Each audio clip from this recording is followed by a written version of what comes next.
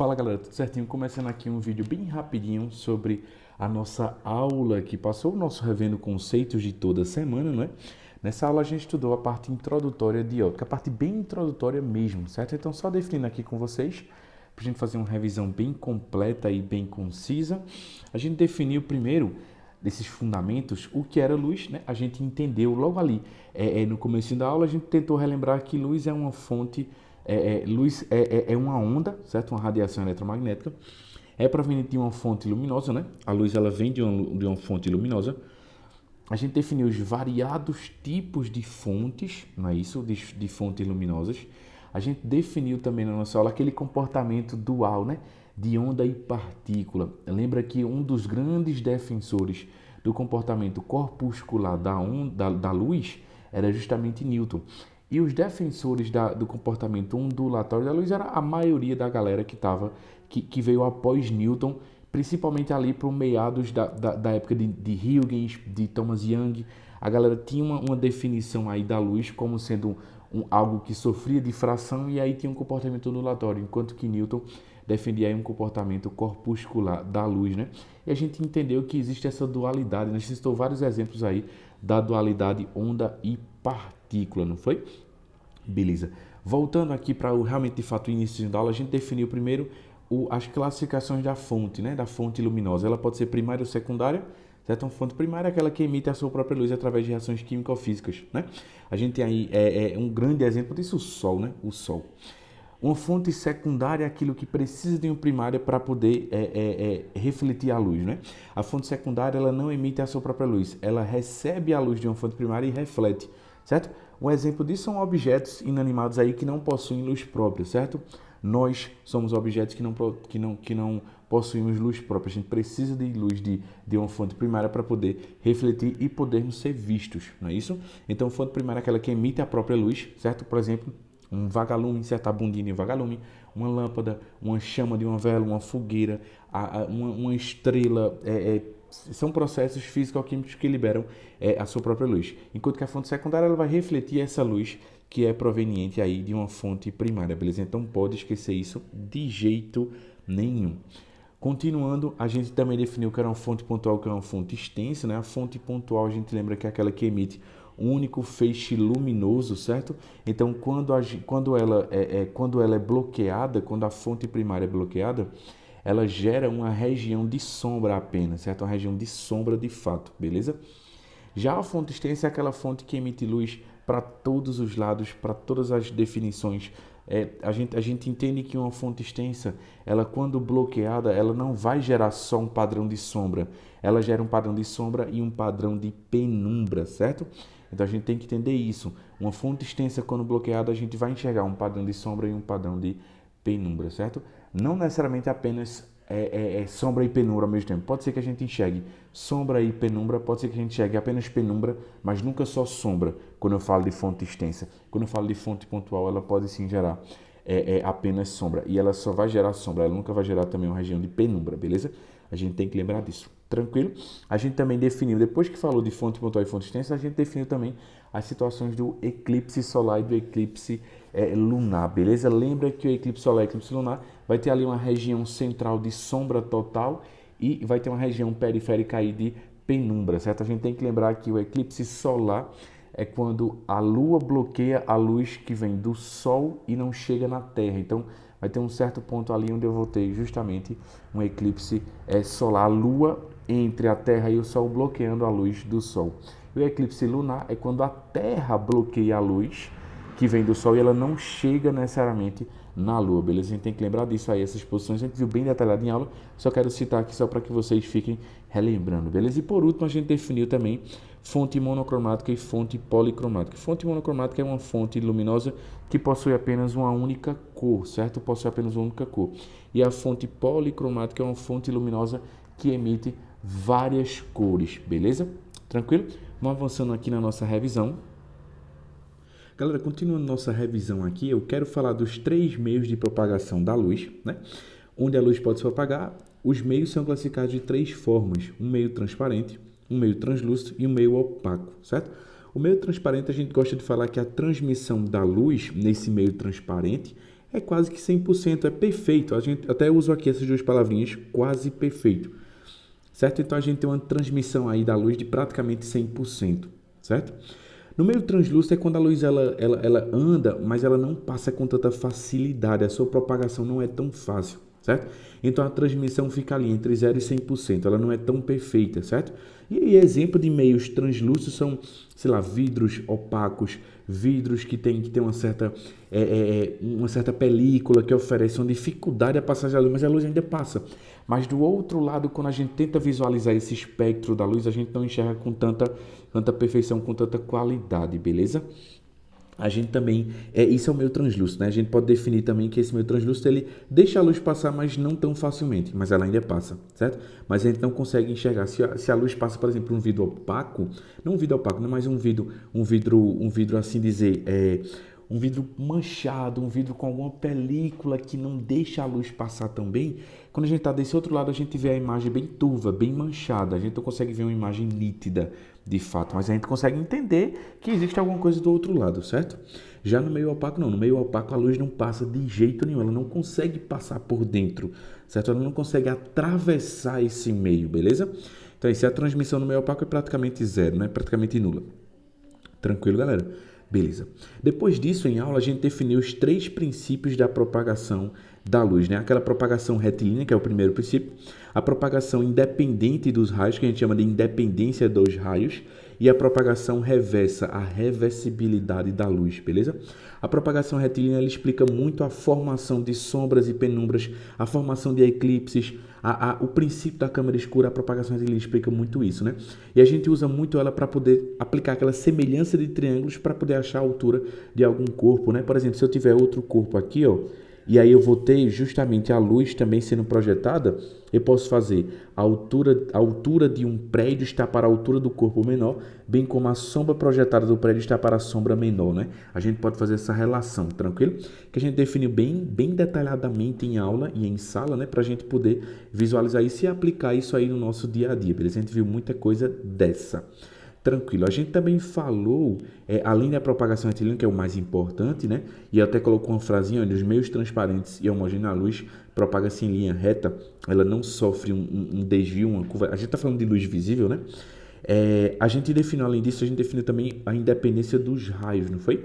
Que é o segundo princípio, que a gente fala que um raio de luz visível, quando ele entra em contato com outro raio de luz visível, no ponto de encontro a gente até pode considerar que ocorreu uma mudança suave de cor, mas mudou alguma coisa ali, a gente sabe que tem um pouco de batimento, um pouco de interferência ali, mas depois disso os raios de luz eles andam naturalmente como se nada tivesse acontecido. Então um raio independe do outro, eles se cruzam e eles não mudam o caminho por conta disso. É a independência do caminho dos raios, beleza? E o terceiro princípio foi o princípio da reversibilidade, e a gente até usou um exemplo bem prático em aula, não foi? Que é justamente o exemplo dessa figura. Se você olha para uma pessoa por um espelho e a pessoa é vista por você, se os olhos dessa pessoa são vistos por você, a pessoa também vê você, certo? Por conta da reversibilidade da luz, ela vai e volta, ou ela pode ir e voltar pelo caminho que ela foi e voltou, certo? Ela pode ir e voltar pelo mesmo caminho, certo? É o princípio da reversibilidade da luz, certo? Então, se eu olho para um espelho e vejo os olhos de uma pessoa, a pessoa também vai ver meus olhos, tranquilo? É o princípio da reversibilidade da luz. Porque esses 3 princípios aí são importantes porque ele define os fundamentos do estudo da luz visível, certo? É importante a gente definir isso. Tranquilo, galera? Então, dito isso, exposto isso para vocês, eu quero avançar para a nossa próxima etapa da aula, galera. Qualquer dúvida, lembra de pausar o vídeo e sempre conversar comigo, beleza? Vamos lá! Galera, finalizando a nossa aula, eu vi com vocês o espectro visível, não foi? A gente definiu as 3 cores primárias para a física, que é o vermelho, o verde e o azul, o famoso RGB, não é? E essas 3 cores primárias, quando misturadas, ó, aqui no centro a gente vai enxergar justamente o azul, tranquilo? Aí no centro a gente vai enxergar justamente o azul. E eu quero lembrar a vocês o seguinte, essas 3 cores misturadas, e aí a proporção dessas cores, elas podem gerar várias outras cores. É assim que a tela de um celular funciona, é assim que a tela de uma TV funciona, certo? Através dessa projeção das 3 cores primárias. Mas a gente não precisa se preocupar com a mistura das cores e aquela confusão toda. A gente só tem que entender que cada cor tem a sua própria frequência, cada cor tem a sua própria identidade, mas que combinando essas 3 cores primárias a gente pode chegar a qualquer outra cor, pelo menos próximo das cores que a gente quer, beleza? Isso define muito como a gente vê um objeto, a cor que o objeto tem, não é isso? Eu quero lembrar vocês que, por exemplo, no caso aí que eu coloquei aí na tela de vocês, essa mulher, ela está olhando para uma folha, ela vê a folha verde porque a folha, ela tem um pigmento verde e ela reflete a luz verde. Então a gente tem que lembrar que para a gente ver a cor de um objeto, a gente tem que ver, primeiramente, qual é o pigmento original que o objeto foi pintado, certo? E por fim, a luz que esse objeto reflete. Certo? A gente lembra muito em aula que eu fiz assim, um corpo branco, quando ele é iluminado por uma luz branca, ele fica branco. Porque o corpo branco, vamos lembrar que o corpo branco ele tem todos os pigmentos possíveis. Se ele tem todos os pigmentos possíveis, ele consegue refletir todas as luzes que chegam nele, certo? O objeto preto é um objeto que não possui nenhum pigmento. Então, é um objeto que não possui nenhuma cor, certo? Então, é um objeto que quando chega a luz nele, ele absorve tudo que chega nele. Eu quero já fazer uma ponte que em aula a gente discutiu rapidamente a reflexão e a refração, que são fenômenos que a gente vai estudar muito aprofundadamente nas próximas aulas, certo? Mas a gente falou basicamente do fenômeno da absorção, que é justamente esse. Um objeto, ele vai absorver todas as cores de luzes que chegam nele, que ele não possui em seu pigmento. Por exemplo, um objeto vermelho, ele só tem a cor vermelha. Então, ele vai absorver apenas as luzes que não possuem vermelho. Todas as luzes que não são vermelho, ele absorve. Então, se chegar o verde, ele absorve. Se chegar o azul, ele absorve. O vermelho, ele absorve tudo aquilo que chega nele, certo? Ele absorve tudo aquilo que chega nele. Ele só reflete, de fato, o que ele já tem, que é o próprio vermelho, né? Então, a gente tem que lembrar que um objeto ele é visto da cor que ele é visto por conta desses 2 fatores, pelo pigmento que ele é pintado e pela luz que ele reflete e chega nos nossos olhos, beleza? Então vamos lembrar uma coisa importante que eu falei em aula, um objeto branco, ele vai aparentar branco se ele for iluminado com luz branca. Então um objeto branco, ele vai refletir tudo que chega nele, porque o branco já tem todos os pigmentos. Então todas as luzes que iluminarem um corpo branco, ele vai refletir. Ou seja, se eu pego um corpo branco e ilumino com a luz branca, ele vai refletir branco e eu vou vê-lo branco. Se eu pego um objeto branco e ilumino ele com luz vermelha, ele já tem um vermelho, então ele vai refletir o vermelho. Então ele vai aparentar vermelho. Se eu pego um objeto branco e ilumino ele com a cor lilás, ele já tem um lilás, então ele vai refletir o lilás e vai chegar no meu olho e o objeto branco ele vai ficar sendo lilás. Então uma coisa importante que eu quero que vocês lembrem é que o objeto branco ele sempre vai ter a cor da luz que ilumina ele e ponto final. Um objeto preto, ele sempre vai ser preto, porque todas as luzes que chegam nele, ele vai absorver, certo? E aí eu quero ir para os objetos que possuem cores, como o verde, o vermelho e o azul, por exemplo. Então, se eu tenho um objeto, por exemplo, deixa eu só listar aqui. Se eu tenho um objeto, por exemplo, verde, se eu ilumino ele com luz branca, ele absorve tudo que não é verde e reflete apenas o verde. Então, ele vai aparentar verde. Um objeto vermelho, quando iluminado com luz branca, ele absorve tudo que não é vermelho e reflete o que ele já tem, que é o vermelho. Um objeto azul, iluminado com luz branca, ele absorve tudo que não é azul e ele reflete aquilo que ele tem, que é o próprio azul. Mas, por exemplo, se eu pego um objeto verde e ilumino com luz exclusivamente vermelha, ó, vou simbolizar isso aqui como se fosse um vermelhinho. Se eu pego um objeto verde e ilumino ele com luz exclusivamente vermelha, o verde não possui o tom vermelho, então ele vai absorver toda a luz e não vai refletir nada. Se ele não refletir nada, o objeto verde vai ficar preto. Então, um objeto ele vai ficar preto quando ele foi iluminado com uma luz diferente da sua própria cor, beleza? Ah, professor, mas e o amarelo, e o rosa, e o não sei o que é mistura? Não se importe com isso. A gente vai se importar apenas com as cores primárias, que é o vermelho, o verde e o azul. É isso que a gente se preocupa. Não precisa decorar o tom de cor, isso não tem nem lógica para a gente perder tempo isso para levar essa carga de informação para o Enem. Não existe isso, certo? Então, ele vai relacionar sempre as cores aí que a gente sabe que são as cores primárias, o vermelho, o verde e o azul, certo? Por exemplo, se ele pega o azul e ilumina com luz amarela, poxa, o azul não tem um amarelo. Ah, mas não tem um amarelo, então vamos se preocupar só com as cores primárias, beleza? O azul não tem um amarelo, então morreu, acabou-se, certo? Aí tu fala o verde se ele for iluminar com uma luz amarela, a gente tem que levar em conta o que a questão vai falar, então assim, é algo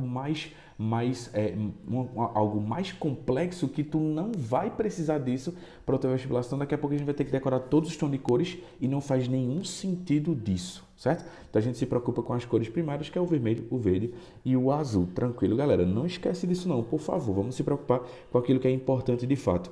Então, Toda questão que for exposta a você, lembre, aquela cor que o objeto não tem, ele absorve. E aquilo que ele tem, ele reflete. Então, o que ele refletir é o que ele vai aparentar aos meus olhos.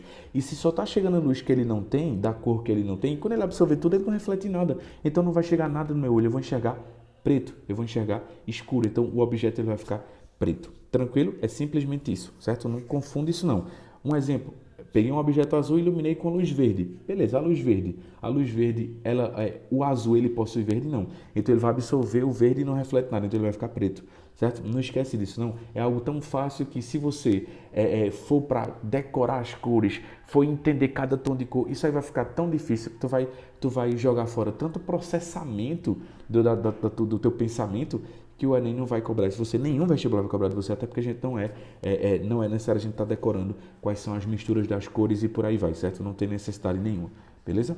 Falando agora da câmara escura, eu quero lembrar que câmara escura, a gente depois definiu o esquema de cores, né? De tudo isso, a gente fez várias questões em aula.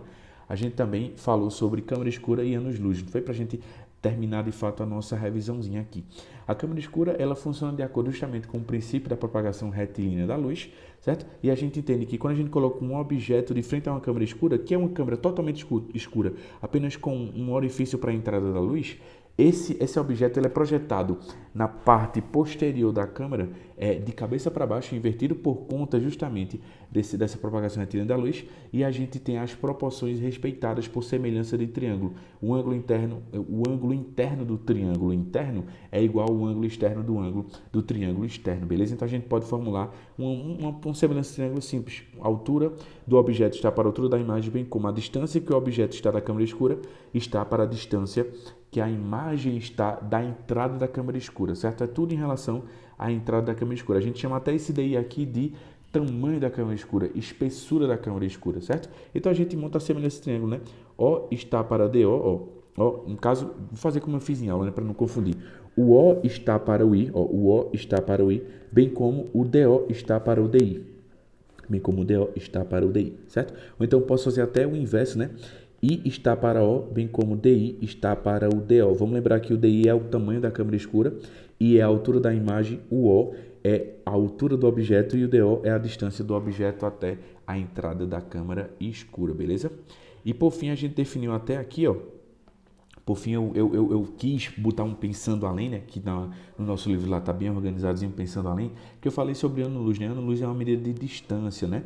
A gente pode passar esse ano-luz para metros ou para quilômetros, certo? Vamos só lembrar, por exemplo, 20 anos-luz, certo? 20 anos-luz, pronto. 20 anos-luz, o que é isso aqui?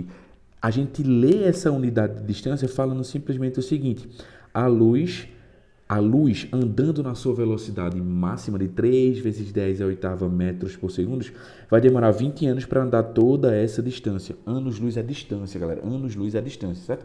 Então, quando eu falo 20 anos-luz, 20 anos-luz é uma distância, certo? Que eu posso transformar para metros apenas multiplicando por 9,6 vezes 10 a 15, certo? E se tu esquecer, cara, aproximadamente 9 vezes 10 a 15, certo? Então, só é multiplicar o numeralzinho do anos-luz, certo?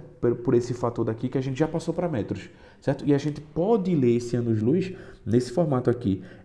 Na velocidade da luz, a luz vai demorar 20 anos para andar toda essa distância. Outro exemplo, 2,5, exemplo que eu até dei em aula, não foi 2,5 vezes 10 a sexta anos-luz, certo? O que é isso aqui?